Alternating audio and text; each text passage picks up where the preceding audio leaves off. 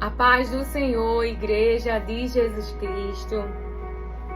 Nós iremos ler Jó, capítulo 38, o verso do 1 ao 3. Depois disso, do meio da tempestade, o Senhor deu a Jó a seguinte resposta. Depois disso, do meio da tempestade, o Senhor deu a Jó a seguinte resposta. As suas palavras só mostram a sua ignorância. Quem é você para pôr em dúvida a minha sabedoria? Mostre agora que é valente e responda às perguntas que lhe vou fazer. O Senhor falou desta maneira com Jó. Jó teve muitas perdas. Foi afetado em várias áreas da sua vida. Material, na sua relação com a sua esposa, com os seus amigos, com aqueles que ele ajudava. Fisicamente, emocionalmente, psicologicamente. Jó, ele foi afetado. Jó, ele traz uma aprendizagem para mim e para você, que é algo que a nossa carne, que é insubordinada, mas nós a subordinamos em obediência às palavras de Deus. Então, a nossa carne precisa aprender que tudo aquilo que temos vem de Deus. Que nu saímos do ventre. Nu saímos do ventre. E que voltaremos individualmente também. Prestaremos conta individualmente. A vida de Jó me ensina a aceitação. Os testemunhos na palavra de Deus me ensinam como eu vou enfrentar a situação que a mim está sendo trazida. Porque a palavra de Deus, ela nos ensina. E deve ser um hábito e uma prática que nós devemos adotar na nossa vida. Um tipo de comportamento diário. Qual, Lívia? É de que em meio às situações, eu e você devemos ir falar com Deus. Devemos chorar na presença de Deus. Devemos ir primeiro buscar a Deus. É o que a palavra de Deus nos ensina. Porque hoje, se você ainda não observou, mas a tua mente tem se aberto, é que existe uma vontade soberana de Deus. E que Deus muitas vezes encerra ciclos. Acaba assim com a história e inicia outra, de acordo com a sua vontade. Como assim, Lilian? Deus acaba a história? Veja, Esther era órfã. Ela não tinha os seus pais para colocar ela no palácio. Ela não tinha o que se era necessário para ficar naquele ambiente. Mas ela tinha um pai que continuava vivo, governando a sua história, no controle da sua história, e mesmo ela não tendo fisicamente os seus pais, o pai gerador dela, da vida dela, que deu respiração a ela, continuava no controle da sua história. Então ela enfrentou duas perdas irrevogáveis, porque só quem dá a vida e tira a vida é Deus. Só Ele pode fazer a ressurreição. Então você pode estar chorando agora como Davi por algo que morreu, porque Davi chorou pelo filho que foi gerado do adultério com Betseba. Então ele chorou. Mas quando Deus decidiu e tirou a vida e morreu, porque já havia uma palavra, mas ele ficou naquele lugar de lamento, naquele lugar de dor, naquele lugar de intercessão. Mas quando o menino morreu, ele se levantou e comeu, e todos estranharam. Porque quando nós evoluímos espiritualmente, quando nós amadurecemos, E para as pessoas parecem que eu e você é frio ou é fria. Mas não é. Primeiro, você tem uma palavra. Segundo, não podemos ir contra a vontade soberana de Deus. Terceiro, nós temos que confiar de que Deus tem o melhor para nossas vidas. Então aí a gente vai experimentar nessa jornada menos a ação das emoções, menos a ação dos sentimentos. Como assim?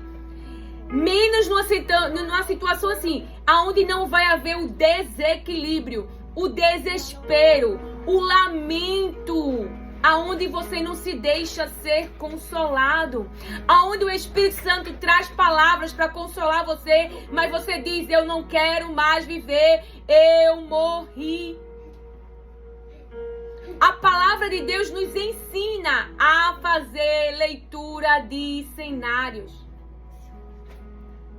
a trazer a nossa mente para o lugar de equilíbrio. Como assim uma leitura do cenário?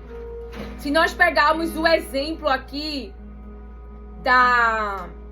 de Jó, como estamos falando, de verdade ele perdeu tudo, mas ainda restou sua esposa, 3 amigos, e você e eu pensa, né? E ele mesmo fala, porque os amigos dele, ao invés de falar palavras que o consolassem, não eram palavras de consolo, mas eram trazendo para uma linguagem para você entender. Eles estavam sendo objetos opressores, pessoas opressoras, que conhecem a palavra de Deus, mas que oprimiam a sua mente, que não traziam consolo diante daquela situação e perdas, com julgamentos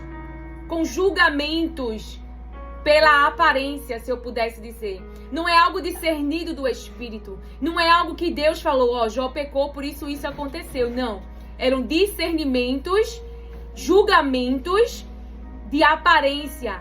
Olhou para a situação e julgou como juiz. A esposa de Jó também era opressora. Então ele, além dele ter tido as perdas, ele estava num ambiente opressor. E essa pressão na mente tinha apenas qual era a intenção maligna.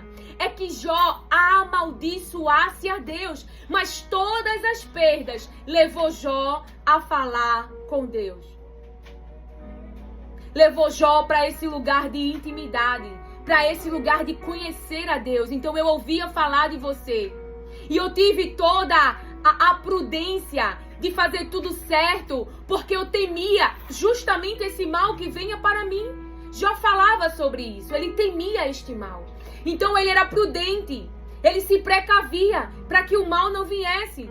Mas aí vem a destruição, aí vem o dia mau, aí vem a tempestade. E o diabo, ele está esperando, vai desobedecer. Era íntegro, era honesto, se afastava do mal, mas agora vai desobedecer, mas agora vai amaldiçoar, mas agora vai abandonar esse Deus. Porque essa era a intenção maligna. Esse era o desejo do reino espiritual do inferno. Porque existe o reino das trevas e o reino da luz, Jesus Cristo. Mas o que prevaleceu em meio à dor foi que Jó adorou ao Senhor. Embora ele amaldiçoasse o dia em que ele nasceu. Quando eu não tinha essa sabedoria que vem do Espírito, por não conhecer a palavra de Deus, eu já amaldiçoei o dia do meu nascimento.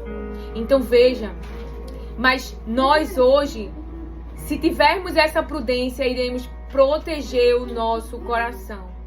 Ou seja, no momento da dor, a nossa espera ser uma espera que traz saúde para nossa mente, confiando no melhor de Deus, se relacionando com Deus. Ao invés de nos revoltarmos contra Ele, irmos à presença dEle e nos deixar ser consolados por Ele. Não se entregar a pensamentos mortais. Eu não quero mais viver. Você entende? Então, aqueles amigos de Jó, sua esposa, agora Jó está sobre muita opressão. Mas mesmo diante da opressão, Jó, ele ele se utilizou da fala. Como assim da fala? Ele estava dando linguagem, estava nomeando a sua dor. Como assim? Porque quando nós vivemos uma situação e nós engolimos, não sabemos lidar com aquele conflito, então nós não falamos sobre ele, nós engolimos, fingimos que não está acontecendo, ou que superamos, ou trazemos alguma dopamina para não vivenciar a dor, ou seja, a gente guarda ela para um outro momento. E aí você vai sobrecarregando o cérebro. Mas naquele momento que Jó ele fala, ele nomeia. Ele está dando nome a esse conflito interno. Ele está dando nome às cargas emocionais. Ele está liberando toda a tensão que está vindo na sua mente. Ele está nomeando. Então vamos dizer que você agora sente uma angústia dentro de você. Mas essa angústia foi engolida.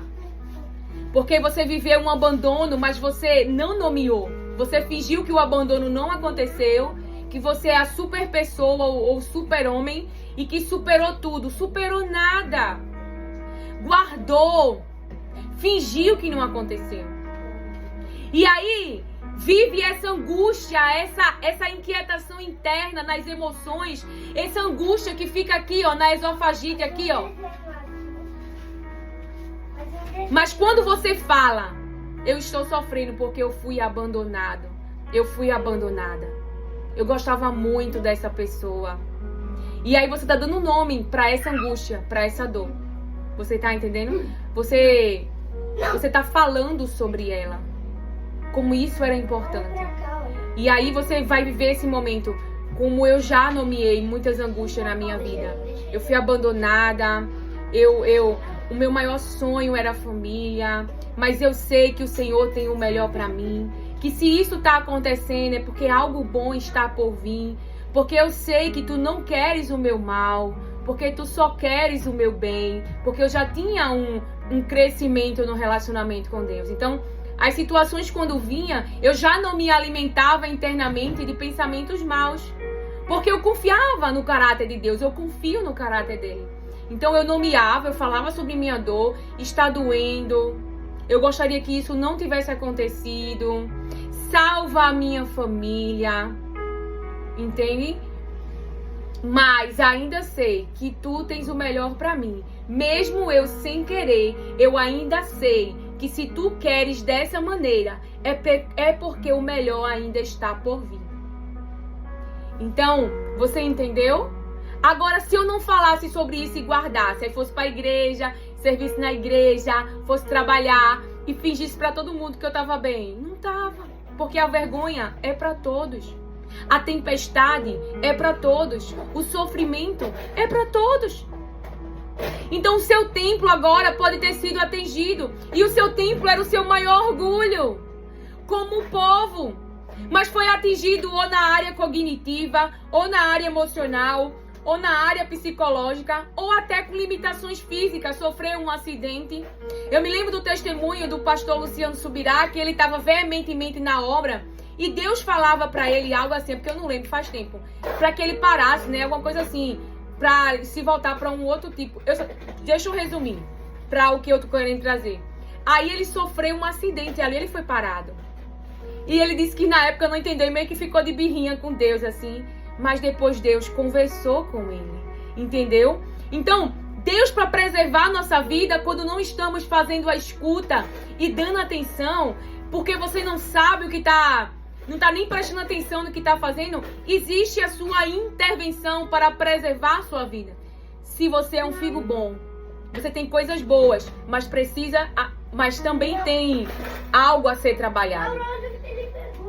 Então, Deus, ele pode parar você sim e pôr você em cativeiro, em uma situação, para preservar a tua vida.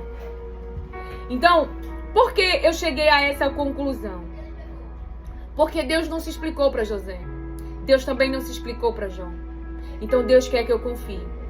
Então a maneira que eu vou escolher passar por essa situação, confiando nele, falando com a minha alma, para que eu não desenvolva uma alteração na minha mente, na minha carne, para que eu não adoeça. Porque eu sei e falo com muita firmeza que eu adoeci pela maneira que eu sofria, pela maneira que eu pensava, pela maneira que eu me entregava ao sofrimento. Eram tudo escolhas minhas. E pior, eram escolhas, por quê? Porque eu ouvia a voz que dizia: cadê o teu Deus? Por que isso está acontecendo contigo? Se eu tivesse dentro de mim as palavras, como tenho de anos para cá, eu não teria sofrido daquela maneira. Eu não teria acreditado na mentira do diabo. Eu não teria acreditado no engano. Eu não teria acreditado naquelas palavras que tudo o que queria era me ver na cama vegetando. Mas o que aconteceu? Todas as situações me fez buscar água viva, até que chegou um tempo que eu busquei tanto. Então a estrutura da minha mente não tá no que eu tenho, mas em quem Ele é. Em quem Ele é e nas suas palavras.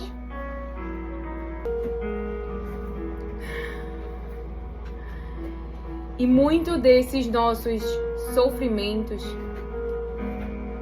está baseado em uma não aceitação daquilo que Deus está trazendo. Quando nós não aceitamos, nós nos integramos. Quando nós não aceitamos, nós... Assim, deixa eu tentar. Quando nós não aceitamos, nós entramos em um desespero emocional e psicológico. E aceitar aquilo quer dizer que você vai gostar. Veja, lá em Ezequiel, capítulo 24,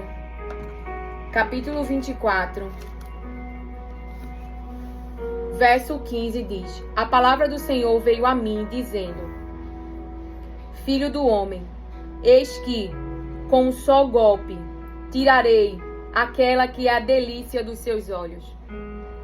Você não deve lamentar, nem chorar, nem derramar lágrimas. Isso é Deus que está falando com o profeta, viu? É Deus que está falando. Filho do homem, eis que, com um só golpe, tirarei aquela que é a delícia dos seus olhos. Você não deve lamentar, nem chorar, nem derramar lágrimas. Sofra em silêncio. Então, na frente do povo, porque ele vivia a palavra que representava aquilo que o povo iria viver. Veja, sofra em silêncio. Não faça lamentação pelos mortos. Prenda o seu turbante, ponha a sandália nos pés, não cubra o bigode e não coma o pão que lhe mandarem. Falei ao povo pela manhã, e à tarde a minha mulher morreu. Na manhã seguinte, fiz como me havia sido ordenado. Ele continuou movimentando-se na vida, falando as palavras de Deus, sendo o profeta aquele que entrega a mensagem para o povo. Então o povo me perguntou: você não vai nos explicar o que significa para nós isso que você está fazendo? Eu respondi: a palavra do Senhor veio a mim dizendo: diga à casa de Israel, assim diz o Senhor Deus, eis que profanarei o meu santuário, do qual vocês tanto se orgulham, que é a delícia dos seus olhos e o desejo do seu coração. Os filhos e as filhas que vocês deixaram para trás cairão à espada. Vocês farão o que eu fiz. Ezequiel falando. Não cobrirão o bigode, nem comerão o pão que lhes mandarem. Manterão o turbante na cabeça e as sandálias nos pés. Não irão lamentar nem chorar, mas serão consumidos nas suas maldades e gemerão uns pelos outros. Serão consumidos nas suas maldades e gemerão uns pelos outros. Assim, Ezequiel será um sinal para vocês. Tudo o que ele fez, vocês também farão. Quando isso acontecer, vocês saberão que eu sou o Senhor Deus. Quando isso acontecer, vocês saberão que eu sou o Senhor Deus. Então você vê que Jó fala na palavra lá no capítulo de Jó. Veja.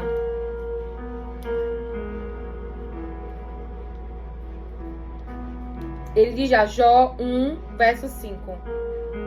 Quando terminava uma rodada de banquetes, Jó se lamentava de madrugada e oferecia sacrifícios em favor de cada um de seus filhos, para purificá-los. Jó sempre fazia isso porque pensava que um dos seus filhos poderia ter pecado, oferecendo a Deus em pensamento.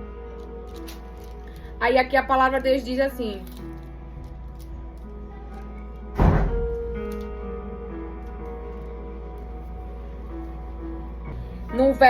no capítulo 3, verso 24 ao 26. Em vez de comer, eu choro, e os meus gemidos se derramam como água. Aquilo que eu temia foi o que aconteceu, e o que mais me dava medo me atingiu. Não tenho paz, nem descanso, nem sossego. Só tenho agitação. Nós também vemos isso em Gênesis 37. Em Gênesis 37, lá no verso 33 e 34. Jacó reconheceu e disse: sim, é a túnica do meu filho. Certamente algum animal selvagem o despedaçou e devorou. Então, em sinal de tristeza, Jacó rasgou as suas roupas e vestiu roupa de luto. Jacó rasgou as suas roupas e vestiu roupa de luto.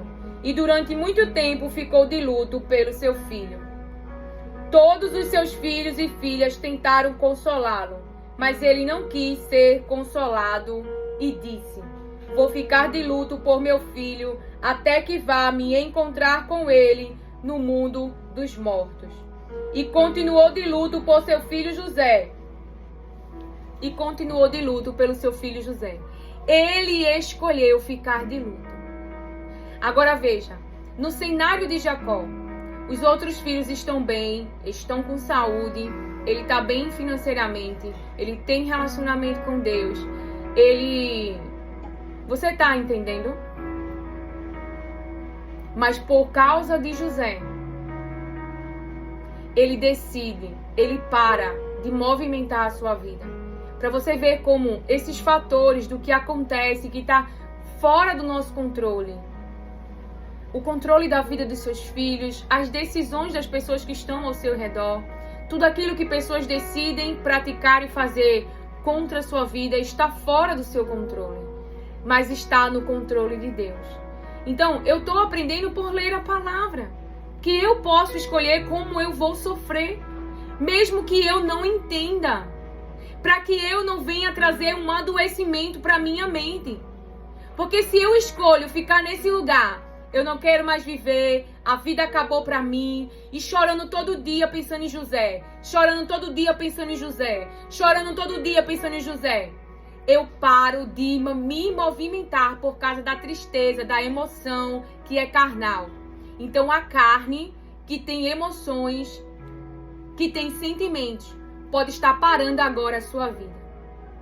Mas Deus tem algo bom para você. Porque o que Deus trouxe foi que a vida de José salvou a vida da sua família. O que Deus trouxe para Noemi foi: os seus filhos morreu, seu marido morreu, mas a Bíblia diz que a nora dela era melhor do que muitos filhos.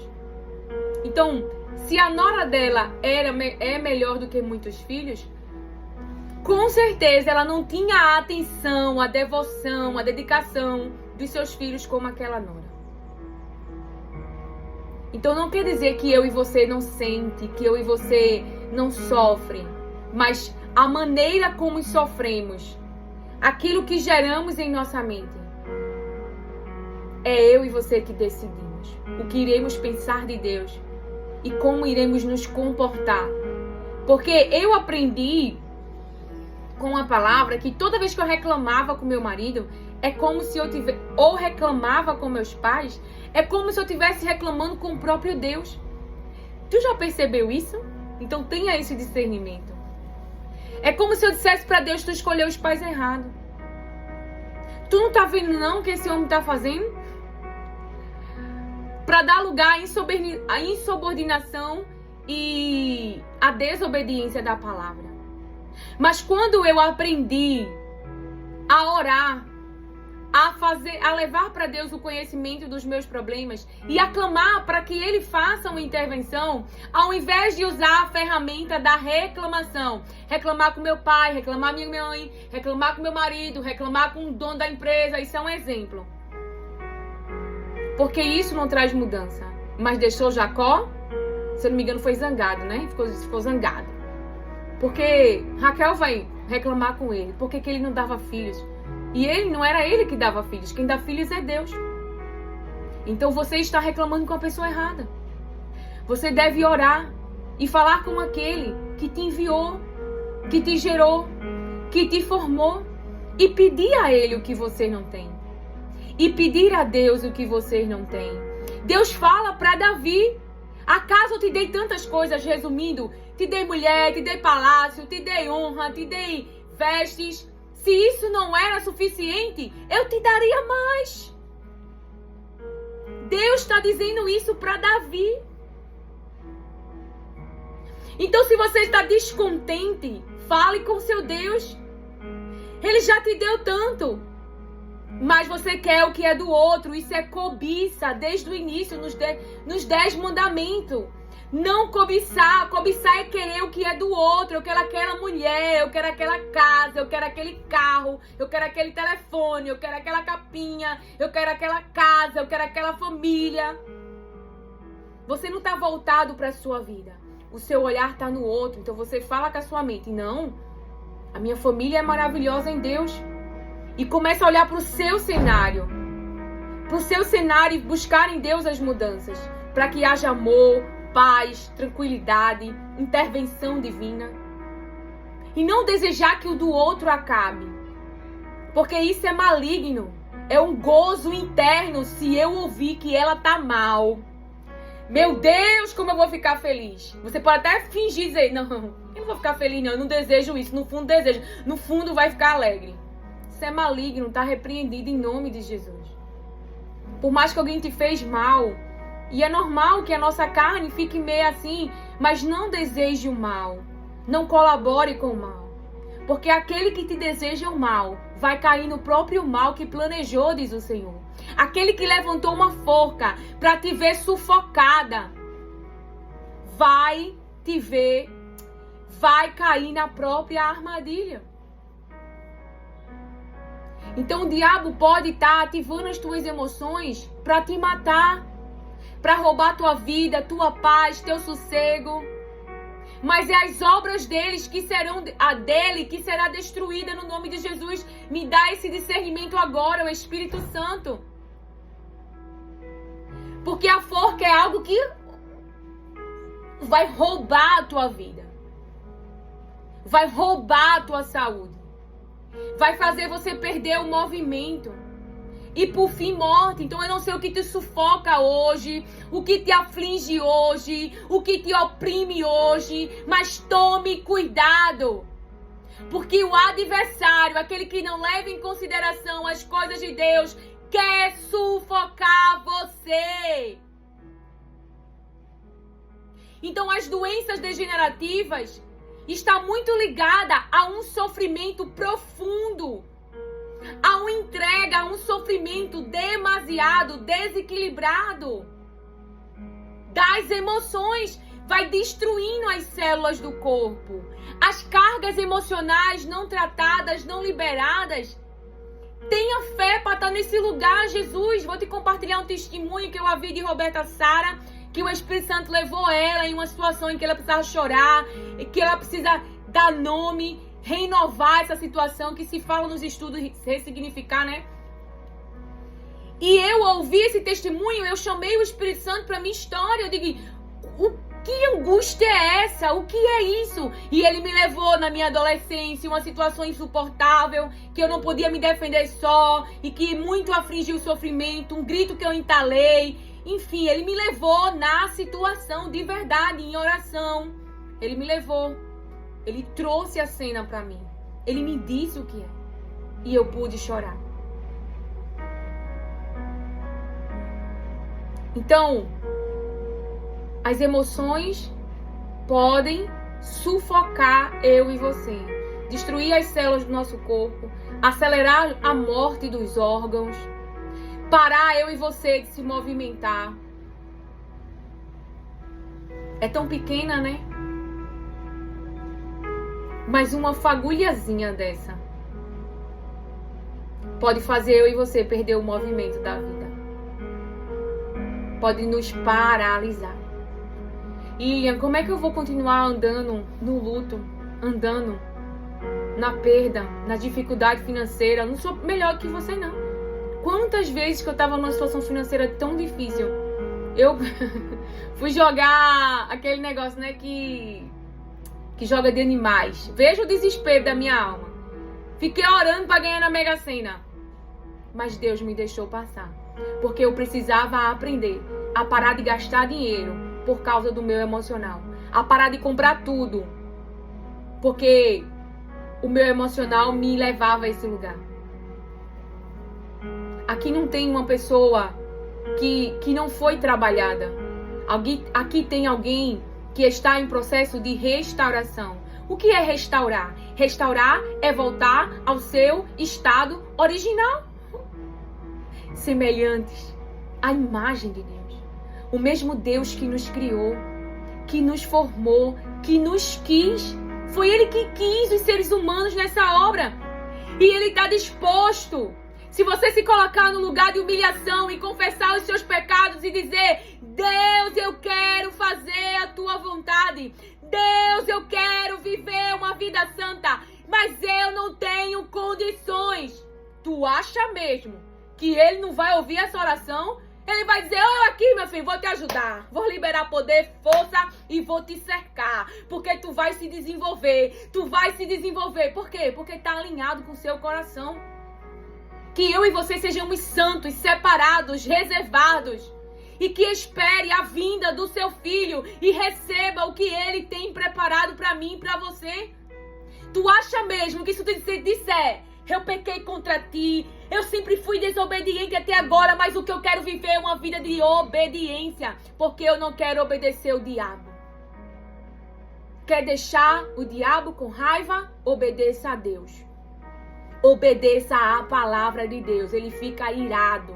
Pronto. Você acha que é gritar? Não. É você obedecer, porque ele trabalha para que eu e você desobedeça. O trabalho dele é fazer eu e você desobedecer. Como é que um vírus entra no corpo? Um lugar vulnerável. Talvez o lugar vulnerável que ele está agindo agora é nas tuas emoções. Qual é o lugar vulnerável que o vírus quer se manifestar? Porque para o vírus se manifestar, ele tem que ter uma abertura numa célula viva. Sabia disso? Que o vírus é morto?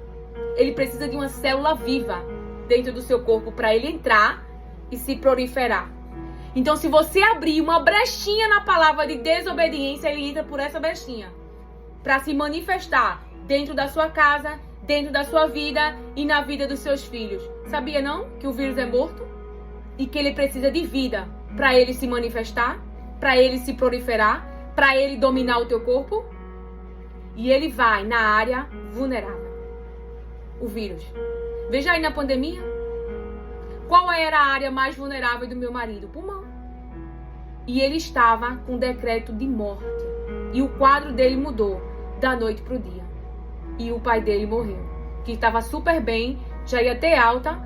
Na noite que o pai dele morreu, o quadro do meu marido mudou.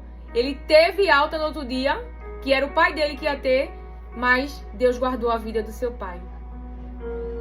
Então você pode ver. O vírus só precisa de uma brechinha, de um lugar vulnerável. Então, se conhecer. Deus, ele faz eu e você se conhecer. Eu não confio nessa humanidade. Eu não desejo a obediência confiando que a carne vai colaborar. Mas eu oro e me aflijo. Porque eu quero, porque eu sei que é o diabo que quer desobediência. Ele quer que eu e você não olhe para Deus, não siga as suas orientações, não olhe para a sua palavra. Mas como eu vou fazer isso com alguém que me ama tanto? Eu quero esse lugar de entrega total, de serviço, de Jesus contar comigo no seu reino, de Ele usar esse templo, essa boca, o que Ele quiser usar. Embora eu saiba as minhas limitações e as minhas fraquezas, embora eu mesma já tenha dito para Ele, como tu vai usar alguém como eu, porque eu não quero ser qualquer profeta. Eu não quero ser uma profeta medrosa, que tem medo de chegar e falar a verdade. Não, porque eu quero que a minha mente confie em Deus e que se for preciso eu perder a vida, mas que eu não me cale. Como assim, Lia? Veja, eu sempre fui uma pessoa com dificuldade de dizer não. E Deus trabalhou muito isso em mim, fazendo eu dizer não, inclusive para minha família, que ficou contra mim. E disse muitas coisas ruins.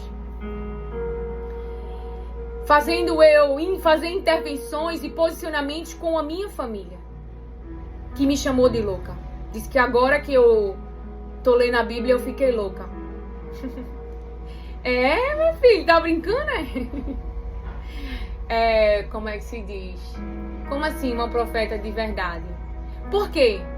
Porque como que Deus vai escolher alguém que tinha dificuldade de dizer não, se Ele vai me chamar para falar a palavra? E Deus quer a verdade. E a verdade, às vezes, é a verdade. Ou seja, Israel, você está se comportando como uma prostituta. Pior, Israel, porque a prostituta pede o pagamento, você não está nem pedindo pagamento.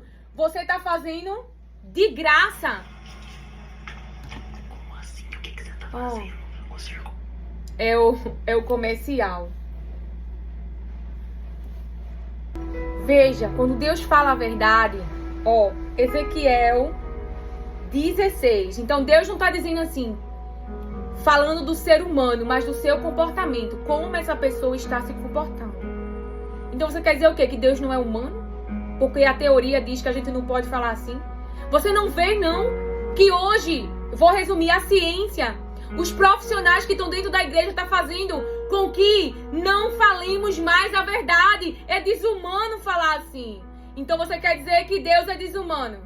Porque o comportamento que Israel estava reproduzindo era um comportamento de prostituição. E Deus, Ele vai trabalhar com a verdade. Então, quando eu me coloquei nesse lugar de busca, eu tive que ouvir a verdade sobre meus comportamentos, sobre minha conduta, mas também ouvir sobre o seu amor, sobre o seu bem, sobre realmente qual era a minha identidade, para destruir os maus comportamentos, como arrependimento, abandono e voltando para o lugar de adoração e entrega total a Deus. Então Deus diz, Ezequiel 16, eu vou ler só alguns versículos. 27, por isso estendi a mão contra você, diminuí o seu território e a entreguei à vontade daqueles que a odeiam, as filhas dos filisteus, que se envergonhavam da conduta depravada de vocês. Deus está falando da conduta. Essa conduta é depravada. Depois que Deus fez tudo, aí você pode ler o capítulo todo depois, tá? É só para você ver que Deus não está sendo desumano. É de verdade o comportamento que esse ser humano está reproduzindo. Um comportamento depravado. Entende? Não é que Deus odeia você, mas o seu comportamento, ele está... ele não odeia você, mas o seu comportamento ele está reprovando e ele está nomeando como a verdade, porque é a verdade, então não é desumano. A igreja, ela está recuando, ela está com medo. Sim, existe especialistas, os psicólogos ou psicanalistas, mas o que guia a igreja agora? São eles ou é a palavra? Porque a palavra é a verdade, e a verdade ela tem que ser confrontada. Não é que a verdade é desumana, não. Deus não é desumano, é a pessoa mais humana que eu conheço. Que tanta misericórdia de dar tempo de arrependimento. Você não dá tempo de arrependimento para um ladrão, para uma pessoa que tá roubando, matando, às vezes até violência física, enfim, que é horrível.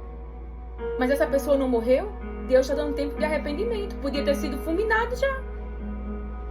Então você não faz isso. E Deus está fazendo. Quem é desumano? Deus ou você? Nessa situação está sendo você. Porque nós temos e somos chamados a perdoar. Somos chamados a perdoar. A dar oportunidades para a reconciliação. A restaurar aquilo que está quebrado e em ruínas.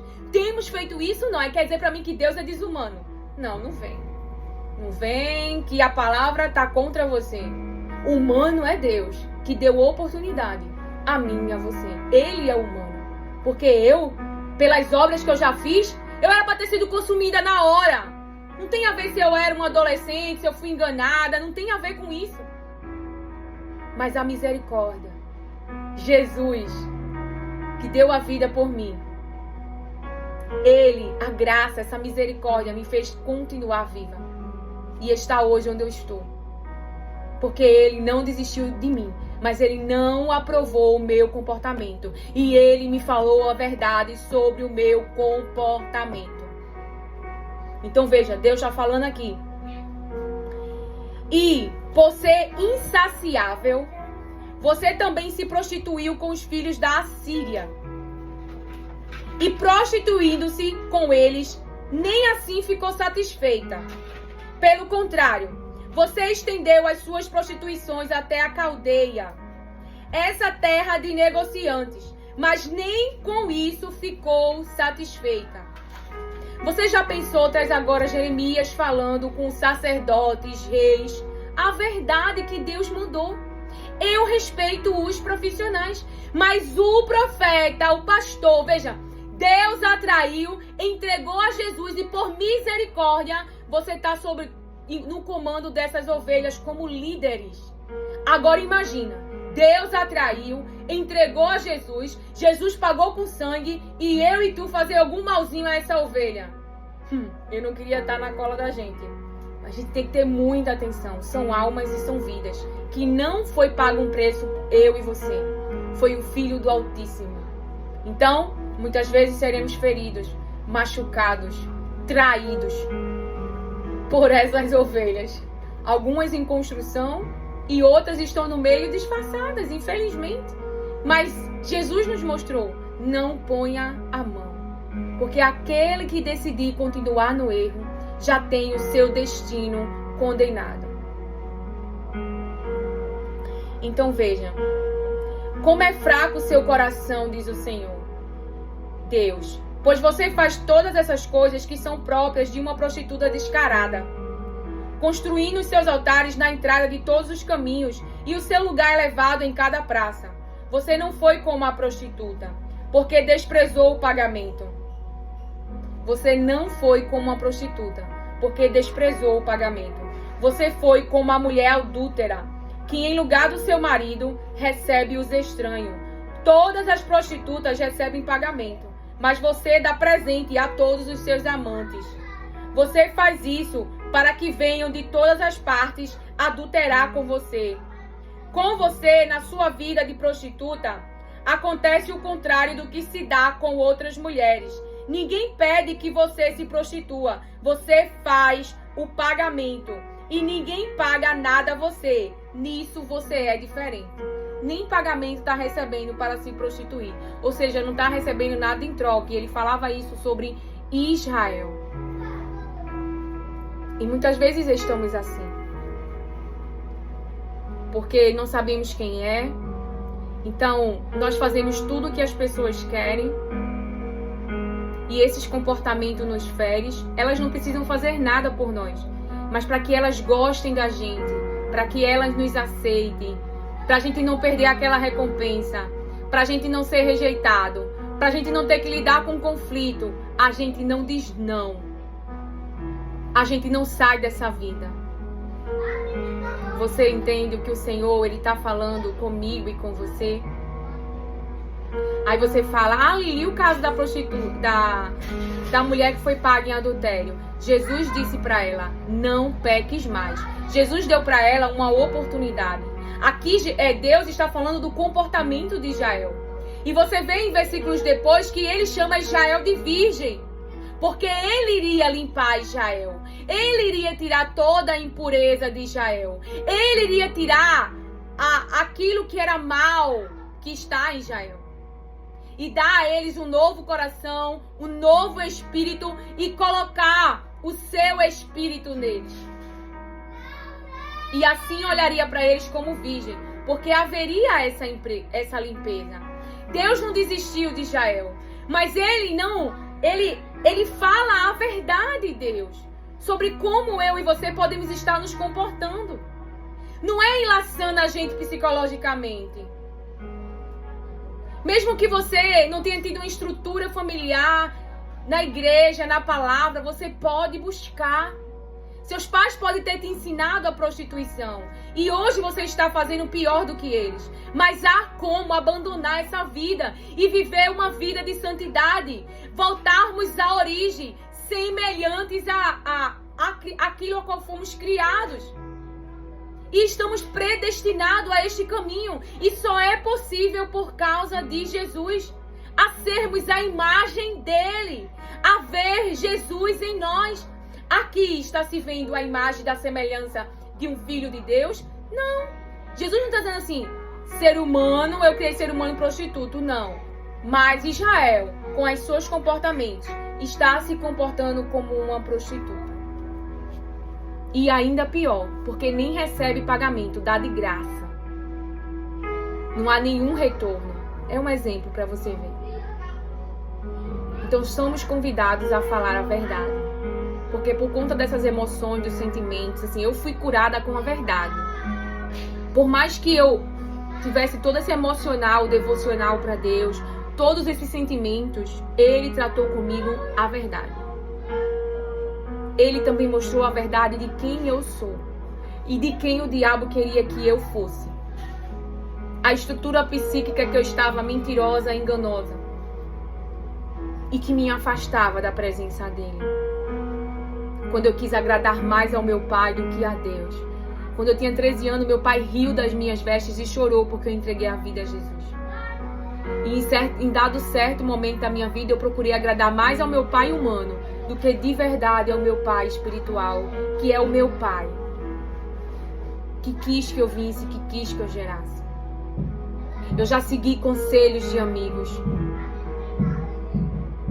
Quando eu sofri uma frustração, a primeira traição da minha vida, embora eu ficasse como Davi, buscando ali uma restauração, mas Deus já tinha dito que não.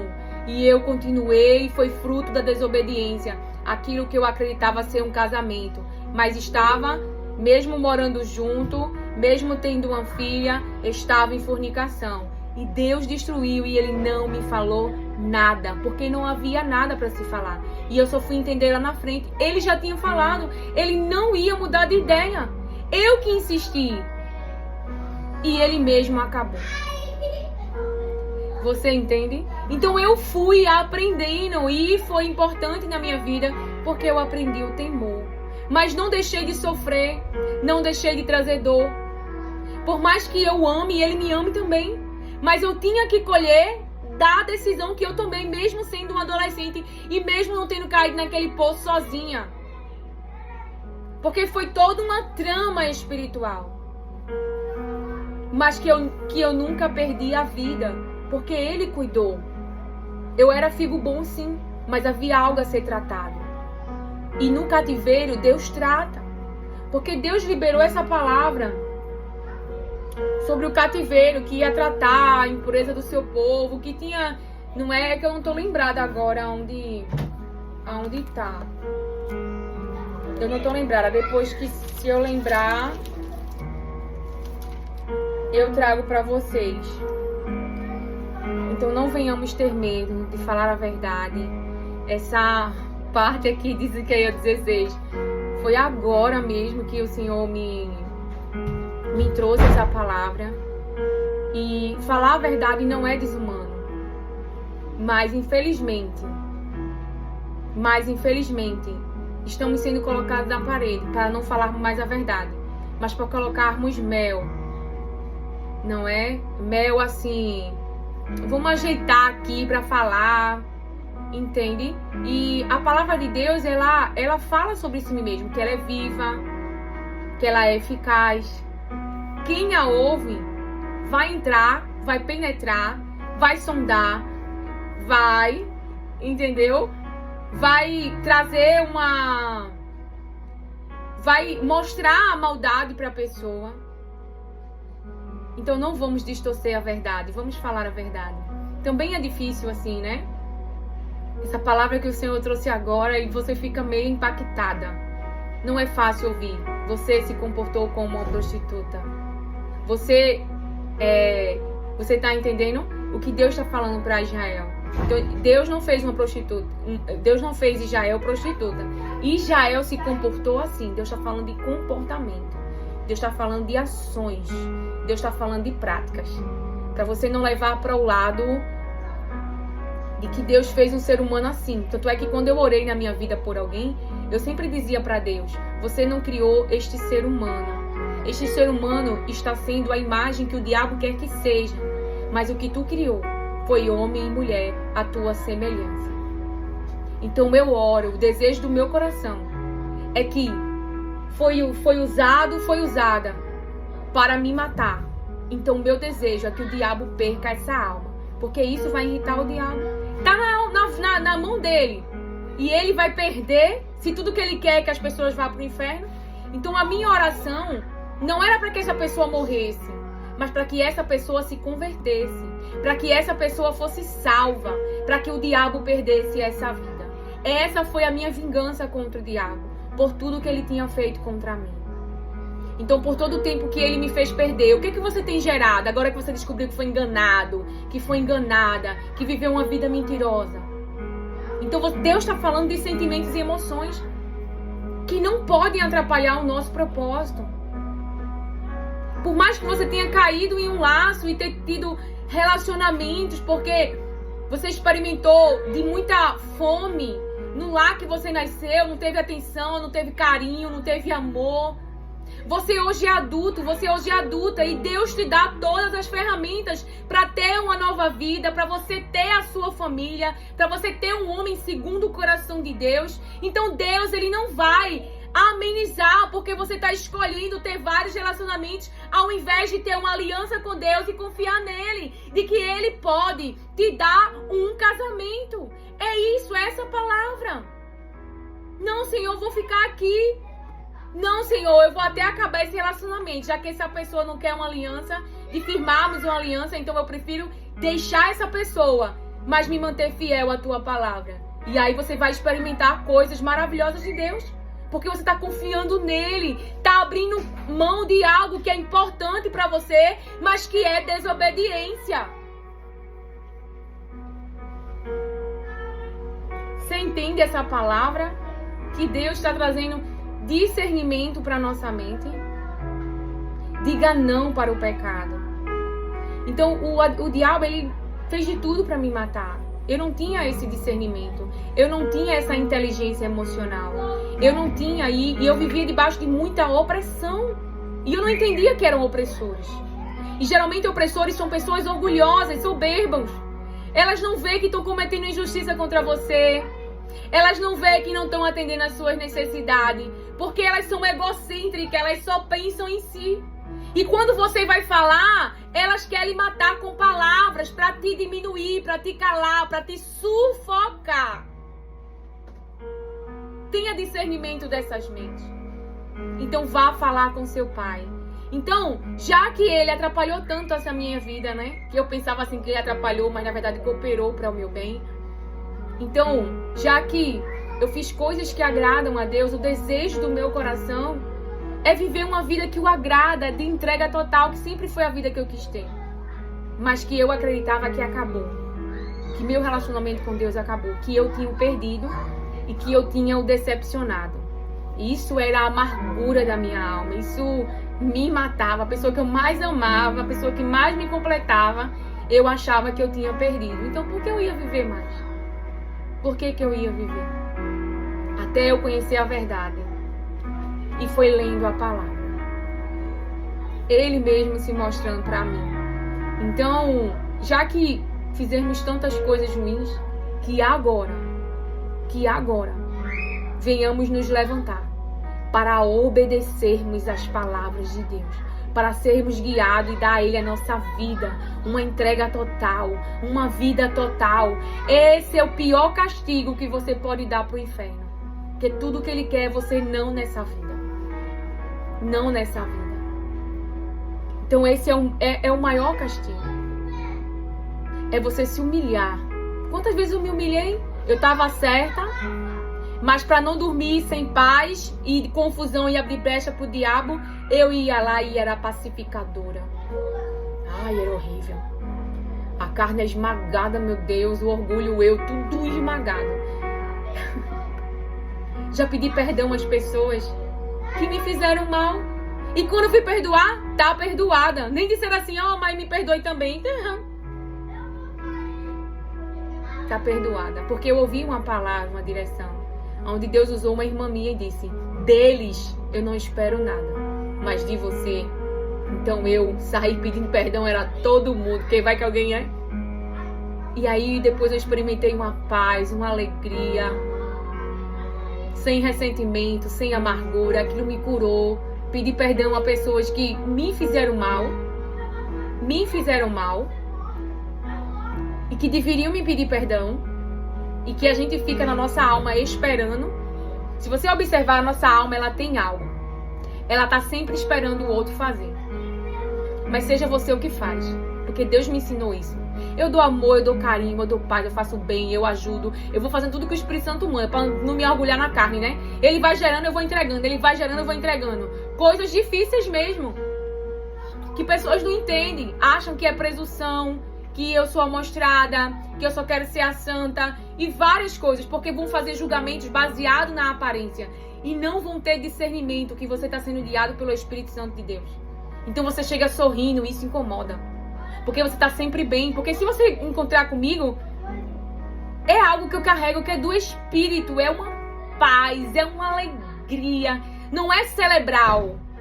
O cérebro está totalmente atingido em muitas áreas em cicatrização. Mas é espiritual. É algo que emana, que às vezes é... Eu contei um testemunho, porque eu não gosto de falar de testemunho, porque a gente tem que fazer escondido, né? Porque Deus é que recompensa. Mas eu vivi uma frustração tão grande com alguém e eu não queria nem sair de casa. Eu disse, eu já disse logo em casa, eu perdoo tal pessoa, e falei o nome. E me arrumei e saí de casa e fui fazer o meu compromisso. Quando eu desci do carro, eu encontrei uma senhora andando de muleta. Aí eu disse, bom dia. Aí falei com ela, se você tá bem. Aí eu tava indo pra um posto que ela tava indo também. Eu disse, deixa eu lhe ajudar. Aí fiquei ajudando ela, a gente ficou conversando. Ela disse que era uma mulher sozinha. E a gente ficou conversando e o Espírito Santo me deu ali uma palavra no meio do caminho pra uma pessoa que eu nem sabia que eu ia encontrar. Preste atenção. E daqui a pouco, sabe o que ela disse? Minha filha, eu ganhei o meu dia porque eu encontrei você. Agora imagine se eu deixasse aquela frustração em casa, me parar. A tristeza que queria dominar o meu coração, roubar minha alegria, roubar minha paz. E não era falsidade não, porque eu decidi antes de casa, eu perdoo essa pessoa. Disse o nome e saí de casa. E fui ser quem eu sou. Porque eu vivi muitos bloqueios na vida por conta disso. Acabava deixando de ser, porque eu sou um pouquinho feito José assim. Vai falando e a gente acha que todo mundo tá com a gente, mas não tá não. Tá é com raiva quando você fala. Do jeito que você fala de Jesus, a fé que você deposita nele, no reino dele. Então essas pessoas não têm isso, então ficam indignadas porque você tem.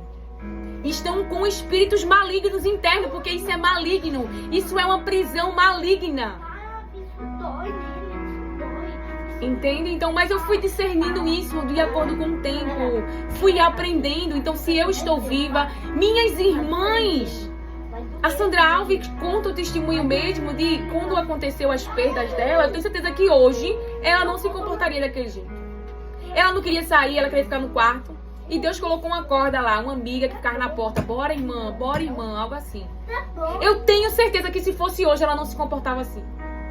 Porque ela tá aprendendo, que Deus está ensinando. Não foi ninguém que ensinou ela, não. o próprio Deus. E hoje, por ela não estar na dor, ela tem discernimento de que ela se entregou às emoções, de que ela se entregou demasiadamente. Mas tenho certeza que se acontecesse hoje, ela não agiria da mesma maneira. Ela não deixaria que as emoções fizessem ela perder o movimento da vida. Porque é isso, um abandono, uma rejeição, uma perda familiar, algo financeiro mexido. Isso é tão importante para nós e nós acabamos nos entregando às emoções nesse momento e parando a nossa vida. E que se Deus não fizer uma intervenção, a gente pode vir até a cometer um suicídio. Porque a carne, os inimigos opressores, querem levar eu e você a esse lugar. Ele quer eu e você no inferno, entenda isso. Mas Deus colocou uma amiga na porta dela, que fez ela sair de casa, que ajudou ela a continuar pregando a palavra. E a palavra foi mantendo a saúde dela, até que a mente dela foi tendo discernimento, até que foi voltando o equilíbrio. Então quem tá dando a ela inteligência emocional? Você já experimentou o poder das emoções e hoje elas continuam dominando você? Elas continuam fazendo você desacreditar que Deus tem o melhor? Seria ir contra o caráter dele. É ruim experimentar a dor do luto, mas temos que acreditar que Deus tem o melhor para nós. A gente não foi feito para experimentar o luto, mas temos que crer que está guardado em Deus e nos reencontraremos. E que Deus tem um propósito. E que um luto pode fazer você perder o movimento da vida. Onde sua vida carrega um propósito que transcende o luto. E eu trouxe aqui o exemplo de Ezequiel. Deus nem perguntou para ele se ele queria. Deus decidiu e tirou a vida da mulher dele. Deus não perguntou para Jó. Porque Deus espera que eu e você confie nele. Eu estou aprendendo. Você vai aprender também. A esperança para mim e você. Para encerrar, eu vou orar por mim, por você. Porque todas as intervenções que eu vivi na minha vida foi oração, não foi força humana. Muitas vezes sem força. Mas a mão poderosa de Deus e o seu braço nas situações. Então,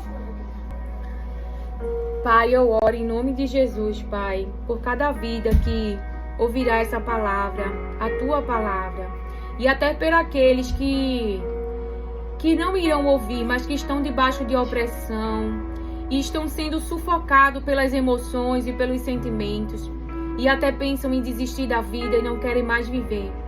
Eu peço, Pai, pela tua intervenção, que assim como tu se encontrou com Agar no deserto, que a tua palavra possa se encontrar com eles e trazer eles para o movimento da vida, para que eles continuem o propósito, para que eles continuem vivendo e para que eles continuem em movimento no nome de Jesus. Eu sei que para ti todas as coisas são possíveis. Então eu clamo pela tua bondade, pela tua misericórdia e pelo teu amor. Porque muitas vezes não temos discernimento e entendimento na nossa mente. Porque as emoções e os sentimentos querem roubar a nossa visão. Quer roubar a nossa visão como roubou a visão de Agar. Mas tu és o Deus que dá a visão como deu a Agar, abre a visão deles. Aleluia, glória a Deus, para que eles possam ver o melhor que tu tens preparado para eles diante dessa situação. Eu peço que teu Espírito Santo os console, meu Pai, com a tua palavra. Que teu Espírito Santo dê a mão para eles e que eles não sejam resistentes ao consolo do Espírito. E decidam, em nome de Jesus, hoje se levantar, se movimentar e continuar caminhando.